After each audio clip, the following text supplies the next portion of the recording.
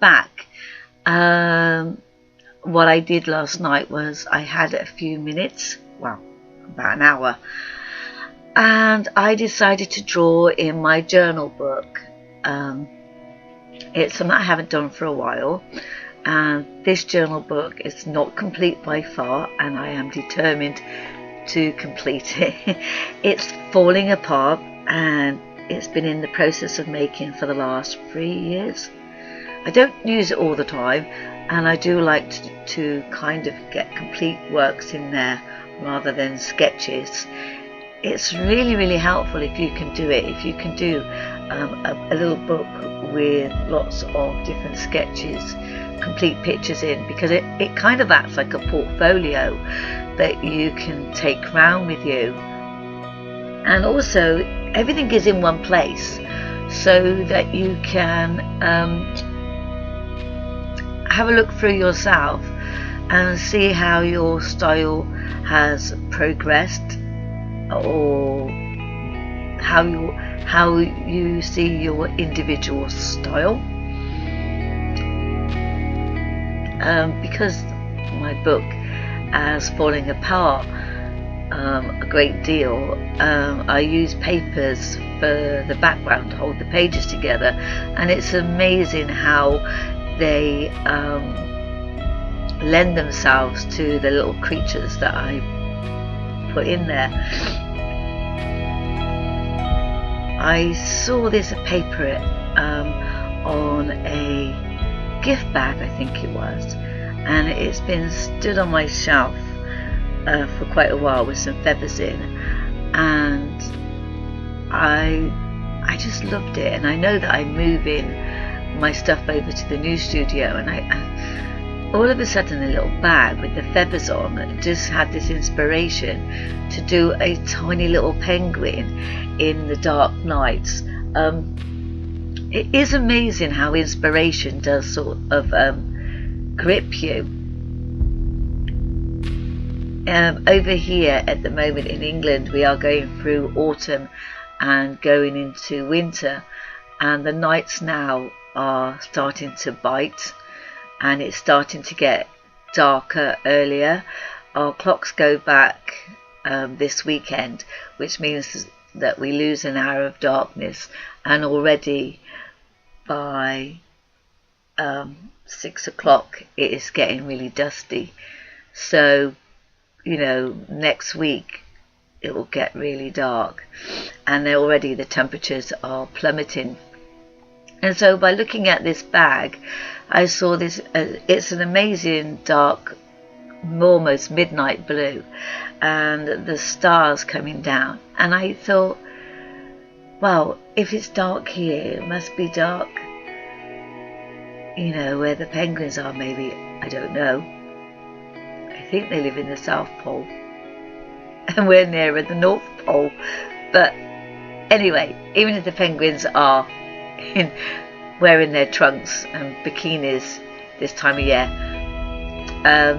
I thought about what it would be like for them, and that constant darkness, and if you did shine a light, the little flakes of snow would glitter lovely and silver. So I decided to do this little chap. And the bag, as you can see, isn't very big, and so it didn't fill the whole page up, but that doesn't matter. And I tried to draw the penguin out on the paper. The pencil wouldn't work because the paper was too shiny and I couldn't see it, and I tried a white uniball, and that wouldn't take either. So I had to dive in with the paints, and I'm just using acrylic paints, nothing at all special.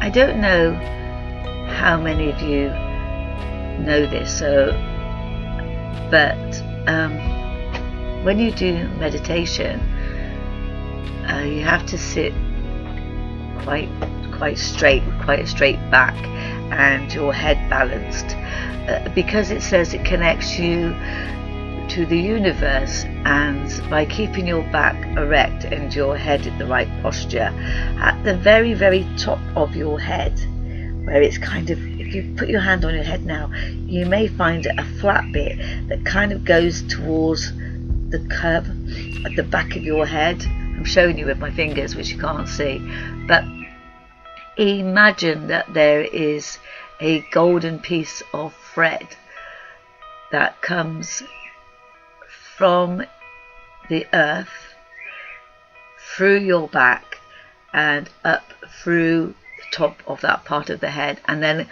connects to the universe.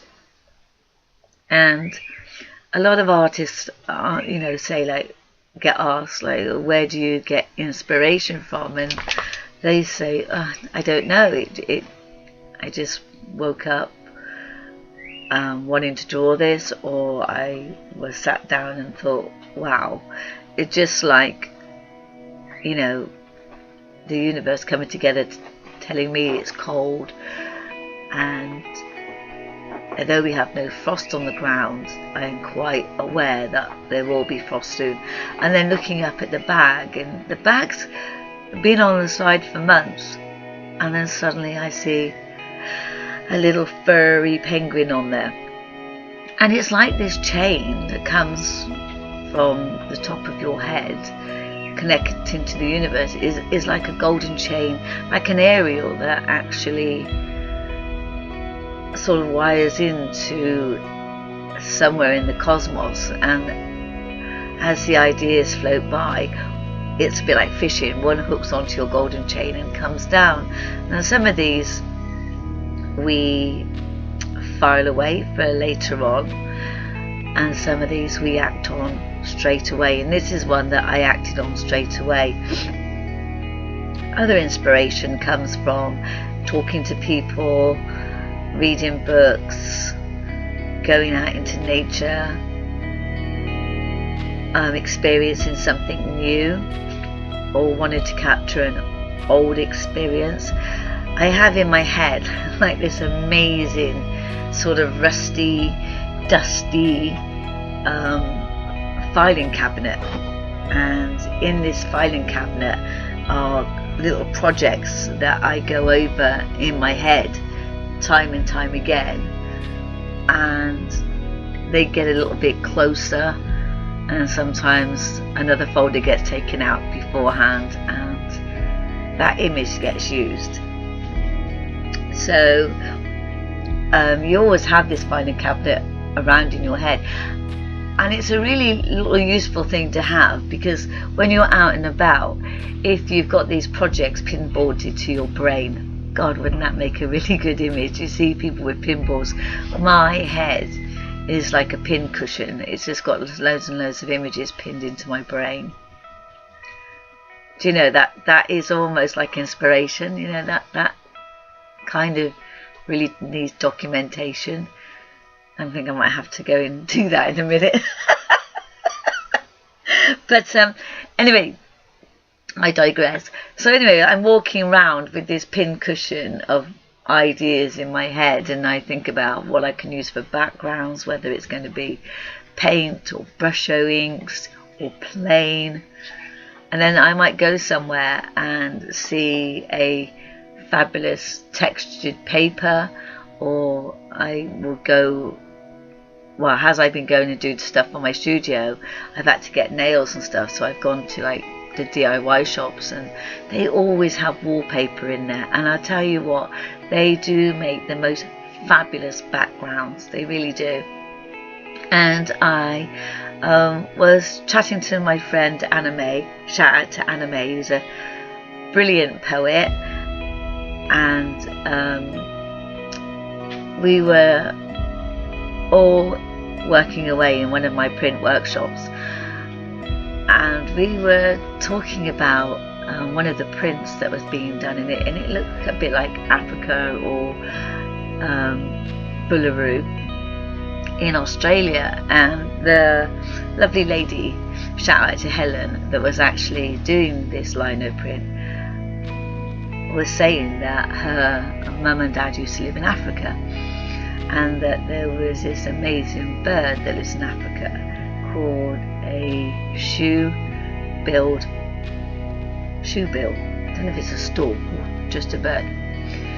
And it's a really, really grumpy bird, apparently, and it likes its own company, and it's the most foul-smelling bird on the planet. I can't vouch for that. I'm assuming I would have seen them somewhere in a zoo or a wildlife park. They're not rare as far as I know. Anyway, I couldn't quite capture in my brain what one of these looked like. I had all kinds of weird ideas. And anime, with the fantastic technology of an iPhone, pulled up an image of one. And the picture was just fantastic. And all of a sudden my golden chain started to rattle, and down came an idea of how I could see this bird. And I could see him as a very old-fashioned headmaster, strutting along, sort of looking at the children. Well, that was automatically pinboarded to my brain, and like I say, I was collecting some nails for the studio, and I went over to the wallpaper section, and a fantastic roll of wallpaper leapt out of the shelf and straight into my little mitts. And it was a very, very dark background, and it was books, shelves of books, and automatically, a bit like Photoshop in my head, the image started to layer itself. Like you had the bookshelves, the dark image, the grey of the bird, and so on and so forth, until it starts to formulate in your head. And I spend a lot of time sort of looking out my window, and it may be seen as procrastination, but actually it's not procrastination. It is actually shuffling around images, shuffling around in what order they go to, thinking about composition, thinking about materials. I mean, that the downtime that you have, you know, just let your mind wander, because it edits and shuffles around, and this time is absolutely precious because it cuts down on the work. Again, it can also be a little bit frustrating because you could have this pristine image in your head that you want to capture, and it may not come out the way you want it to. But allow yourself to think this is a work in progress, and pin to that image, this is a work in progress. Don't let the inner critic creep in and say, look, oh, well, this is how you imagined it in your head, this is how it should be, because no, it's what you've worked out, it's a plan. And as I say to my students, always allow for modifications. Make sure that modifications are a priority. And if you want, work with the inner critic, and if he says, oh, that's not how you imagined it, then say, well, what modifications do we need? I mean, put the ball back in his court and say, well, if it's not right, what do we need? Don't throw it in the bin and go, oh, I'll never get it right. Just question him all the time, or her, and say, look, okay, it's not right, what does it need? And if it goes like, I don't know, go off, have a cup of tea, come back and have a look. Because if you question the inner critic, instead of just allowing him or her to rule the headspace, no, believe it or not, you're a lot bigger than the headspace, and work with the inner critic sometime. And like I say, I had an idea of how I wanted this penguin. The pen wouldn't work. I didn't turn around and go like, wow, it's not going to work. It's like, wow, that's not going to work, what else have I got? You know, and it's like doing this red paint now. It's a really good red paint, but because the paper is so shiny and a dark colour, it was coming through, and I could have wiped them off and go, oh no, it's not going to work. But no, I didn't. I dried them and then applied another layer of another red paint. It's always about questioning and exploring and experimenting and throwing things back into the mix. And if it's not perfect to your specification, use these little books like I do with a complete drawing. I now have a quick sketch in my book which I can now look at and take from it the bits I want, what I would change, how I would do it, how I could change it in some way. I won't say improve, because at this moment in time when I did this quick sketch, it was just getting that golden chain inspiration down. It wasn't to be perfect, and I must admit, when I sat down to do the process, ideas just flew in. And as you can see by watching this, some actually work, some don't, and that's okay. That's okay. Sometimes it's good to work with the inner critic, and it's like anything. It's like a bully. If you turn around and go to a bully, when they start to bully you, like, oh, what are you going to do?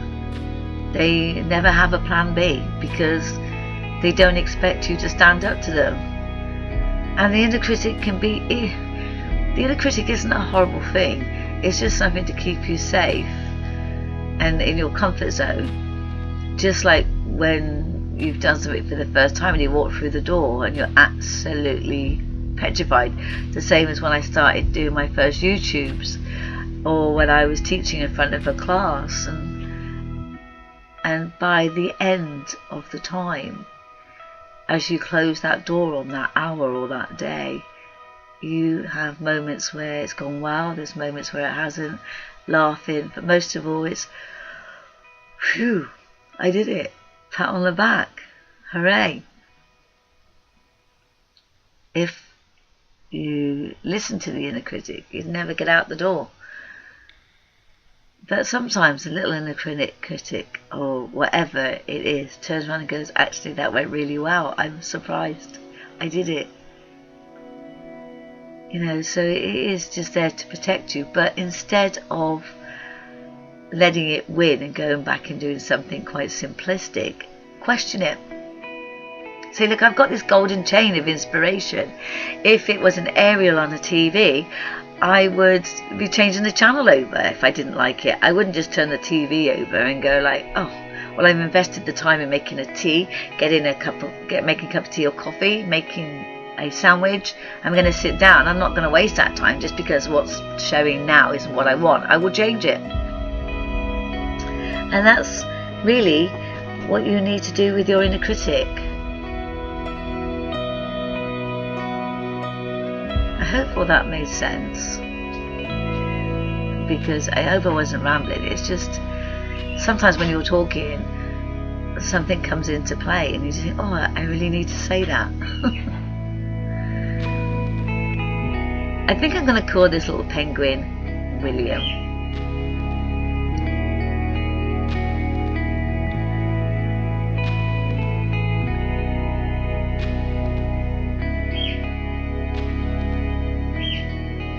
Anyway, I really hope that you enjoyed watching little William come to life, and I hope my ramble made some sense to you.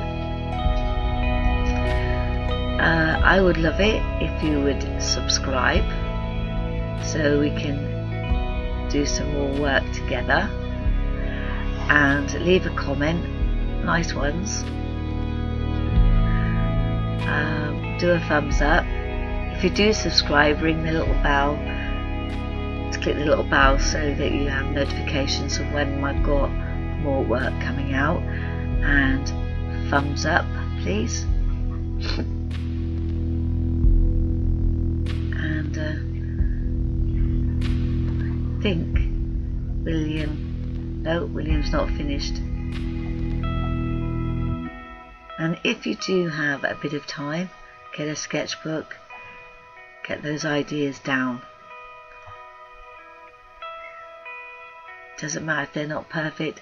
The next time you use them for inspiration, you can improve on them or take away.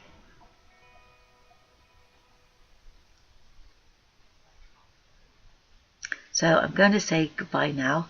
So it's goodbye from me and William.